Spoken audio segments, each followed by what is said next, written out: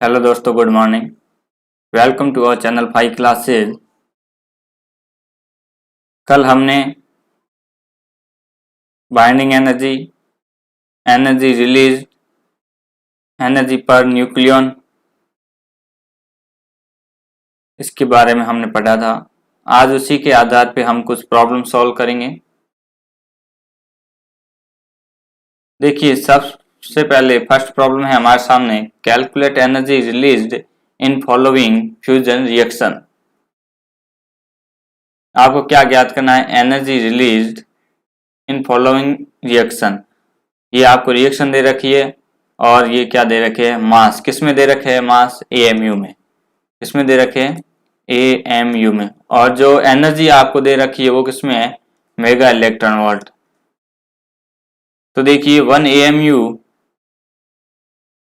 Equal to 1.67 into 10 की power minus का 27 KG. और यदि इसको एनर्जी की टर्म्स में लिखे है तो 9315 mega electron volt upon C square. Solution from energy conservation.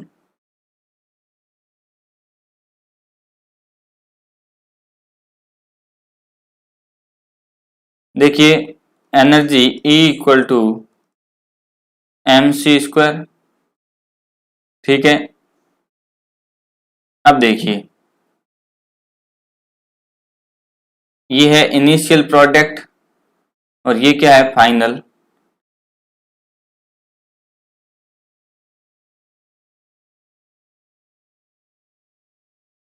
M initial C square, M final C square, और जो इसके साथ एनर्जी रिलीज हो रही है। ठीक है, क्या हो रही है? Energy release.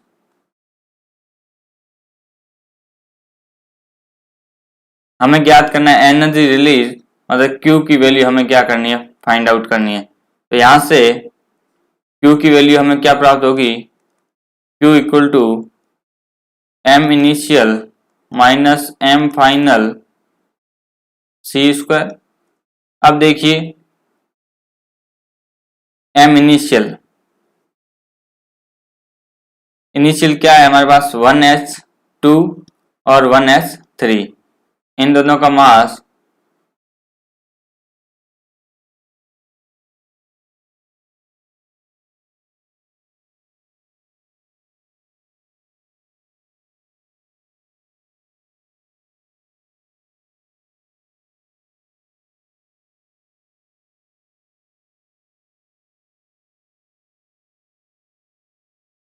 2.014 102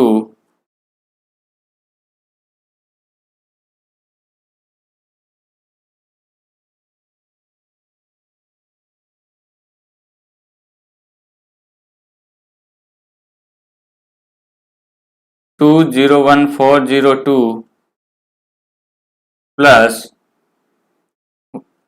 1s3 3.01603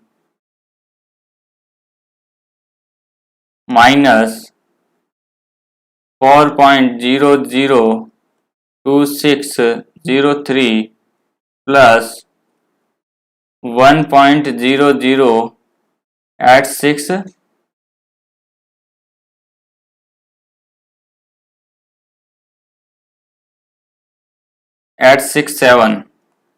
देखिए ये सब आपको किस में दे रखे हैं? एएमयू में। अब देखिए इन सम कीजिए।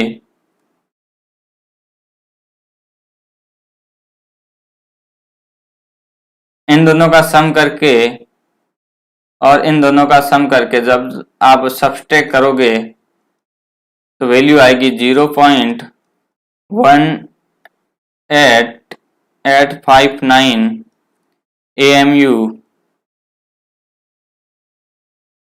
साथ में क्या चला है? सी स्क्वायर।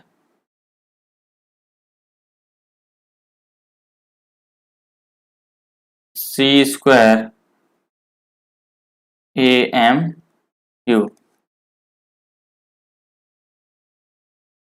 C²। तो देखिए AMU की वैल्यू रखिए 0.18859, 1 AMU equal to 931.5 mega electron volt upon C² into C²। C² से C², जब इसको आप मल्टीप्लाई करोगे तब आंसर आएगा 17.56 मेगा इलेक्ट्रॉन वोल्ट। तो देखिए ये जो answer 17.56, B option is correct. Next question है binding energy of deuteron 1s2, binding energy of deuteron 1s2 and alpha particle to helium-4 are 1.125 mega electron volt per nucleon आपको दे रखी है and 5.2 mega electron volt per nucleon respectively. What amount of energy is released in reaction? आपको इस reaction में कितनी energy release हुई है वो आपको क्या ज्ञात करना है।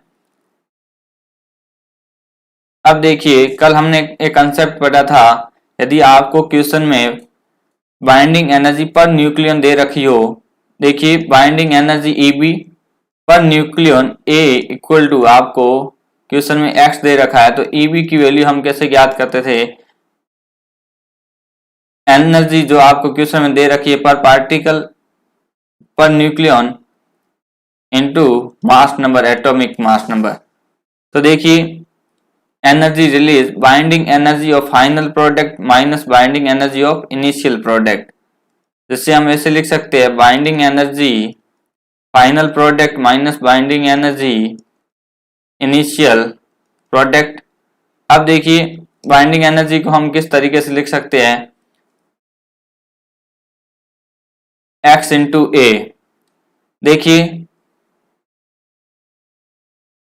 ये हमारे पास फाइनल प्रोडक्ट और ये क्या है, इनिशियल प्रोडक्ट। इसमें A की वैल्यू ये है, फिर देखिए ये सिंबल होता है एलिमेंट सिंबल Z, A और N, atomic mass number A।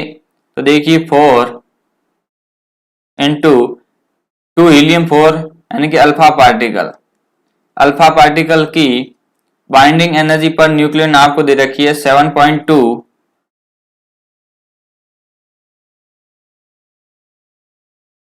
Minus binding energy of initial. देखिए ये दोनों प्रोडक्ट सेम है, तो देखिए 2 प्लस 2 कितने हो गए 4 into binding energy per nucleon कितनी दे रखी है 1s2 की 1.125 मेगा इलेक्ट्रॉन वोल्ट। जब इसको आप सॉल्व करोगे then we find 24.3 mega electron volt.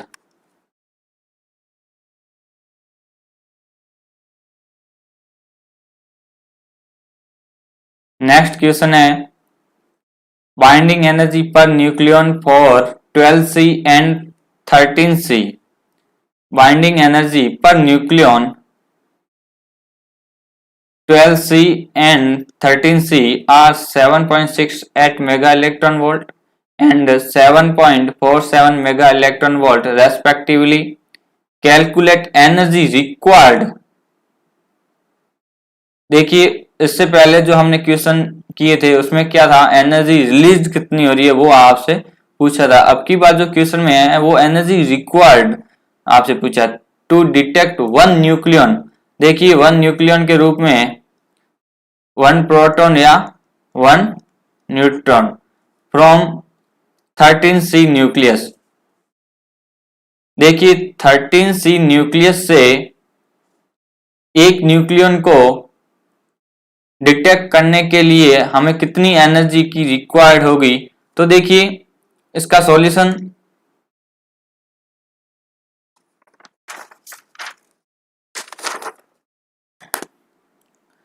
From energy conservation, देखिए 13C हमें एनर्जी रिक्वायर्ड चाहिए, मतलब कितनी एनर्जी चाहिए कि ये 6C12 और एक न्यूक्लियन को हम क्या कर लेते हैं, डिटेक्ट करते हैं। अब देखिए फ्रॉम एनर्जी कंजर्वेशन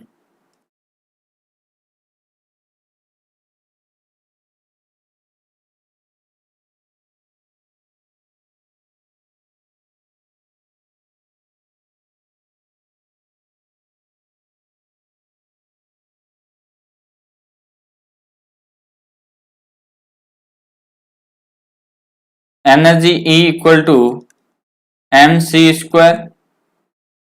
यहां से देखिए ये क्या है, एक एटम है, ठीक है।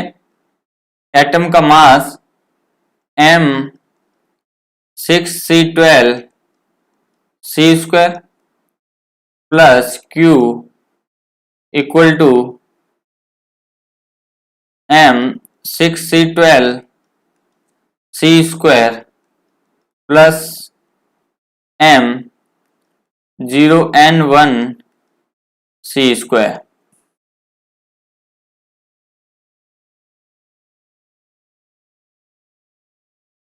तो देखिए कल हमने बाइंडिंग एनर्जी EB पढ़ा था, Z mass of proton plus A minus Z mass of neutron minus mass of atom C²। अब देखिए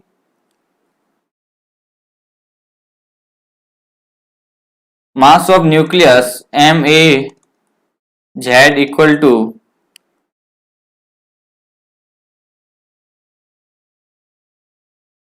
Z mass of proton plus A minus Z mass of neutron minus EB upon C²। और देखिए binding energy पर nucleon EB upon A equal to X, तो EB की value कितनी आ गई, X इंटू A। तो यही हम टर्म्स इसमें यूज लेंगे। अब देखिए ये जो न्यूक्लियस है, इस एनर्जी को हम इस फॉर्म में लिखेंगे, बाइंडिंग एनर्जी की फॉर्म में। तो देखिए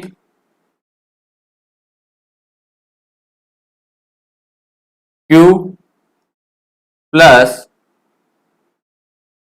Z proton number 6 mass of proton plus 12 minus 6 mass of neutron minus EB upon C² equal to, इसको ऐसे लिख सकते हैं 6 है, सॉरी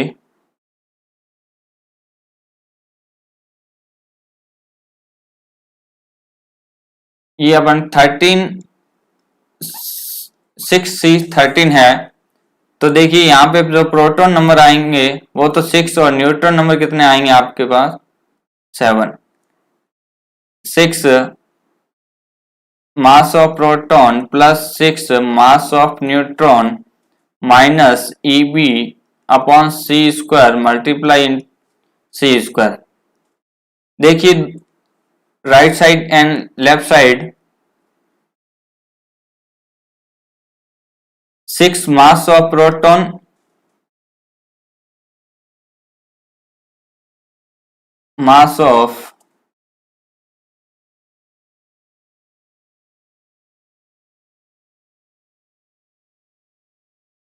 (0n1) इंटू C²।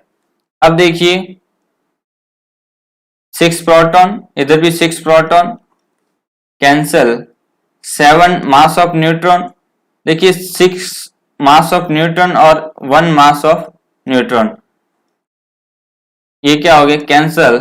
तो EB Q plus minus EB, देखिए पर न्यूक्लियन आपको दे रखी है।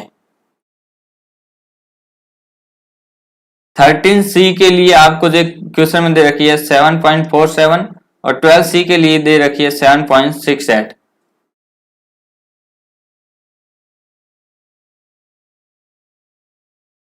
Seven point 47 into 13 upon C square into C square equal to -7.68 into 12 upon C square into C square, C square से C स्क्वायर। तो देखिए जो Q की वैल्यू हमें प्राप्त होगी, Q इक्वल टू माइनस का 7.68 इंटू 12 प्लस 7.47 इंटू 13। जब आप इसको लेस करोगे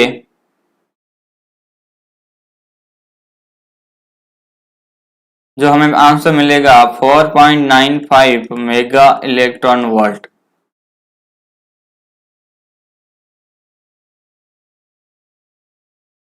तो देखिए कल जो हमने डिस्कस किए थे उनसे रिलेटेड ये 3 क्वेश्चन थे जो हमने अभी सॉल्व किए।